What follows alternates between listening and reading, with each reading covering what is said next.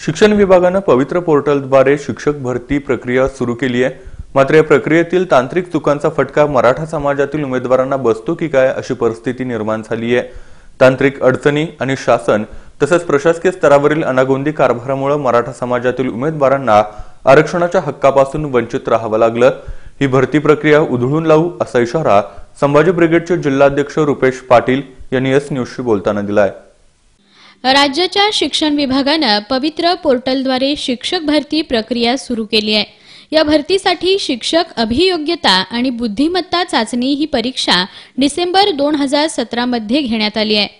ही परीक्षा उत्तीर्ण झालेल्या उमेदवारांनी पवित्र पोर्टलवर 6 जुलै ते 5 ऑक्टोबर 2018 या कालावधीत नोंदणी केली। परंतु पवित्र पोर्टल प्रणालीमध्ये असलेल्या दोषांमुळे काही उमेदवारांना ड्राफ्ट कॉपी तर काहींना स्वप्रमाणित कॉपी प्राप्त झाली। 21 डिसेंबर 2018 पासून खुल्या प्रवर्गातील मराठा समाजातल्या उमेदवारांना पवित्र पोर्टलवर SEBC प्रवर्ग निवडण्याची संधी उपलब्ध करून देण्यात आली।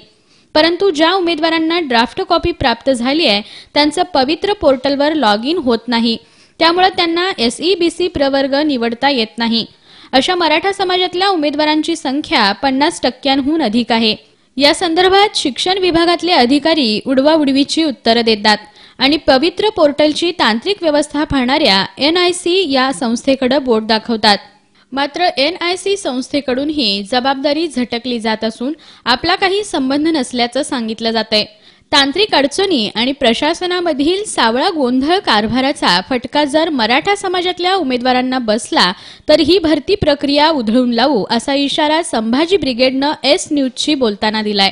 ज्या लोकांनी मागच्या वेळेला रजिस्ट्रेशन केलं तर त्यावेळेला 2 तांत्रिक बिघाड ठेवले पवित्र पोर्टलचे। त्यासनी ड्राफ्ट कॉपी आणि सेल्फ सर्टिफाय कॉपी असं 2 पर्याय ठेवले। ज्यावेळेला रजिस्ट्रेशन केलं त्यावेळेला मराठ्यांना आरक्षण नव्हतं। मराठ्यांना आरक्षण आता लागू झालं, ऑक्टोबरच्या अगोदर रजिस्ट्रेशन झालेलं। त्यावेळेला उमेदवारांनी काय केलं, आपला गट जो आहे तो जनरल किंवा ओपन गट निवडला। त्याच्यामध्ये मराठा ही जात त्यांनी निवडली नाही, जनरल ओपन खुला गट ठेवला। आणि आज ज्या लोकांनी खुला गट ठेवला त्या लोकांचं नवीन आता अर्ज करण्यासाठी रजिस्ट्रेशनचं लॉग इन होत नाही। हे पवित्र पोर्टलच्या नावाखाली जाणीवपूर्वक हे शासनानंच कुठेतरी काहीतरी षडयंत्र रचून ठेवलेलं आहे। मराठा आरक्षण दिलं पण 50,000 लोकांनी 50,000 पेक्षा जास्त उमेदवार त्यामध्ये मराठा समाजातले आहेत आणि त्या लोकांनी आता या SEBC आरक्षणाचा फायदा घेता येईल की नाही सांगता येत नाही। आम्ही या विरोधात संभाजी ब्रिगेडच्या वतीनं राज्यभर आंदोलन करणार आहोत। जर पवित्र पोर्टलवर पुन्हा रजिस्ट्रेशनला पर्याय मिळाला नाही, परत संधी मिळाली नाही तर ही भरती प्रक्रिया संभाजी ब्रिगेड 100% उधळून लावेल।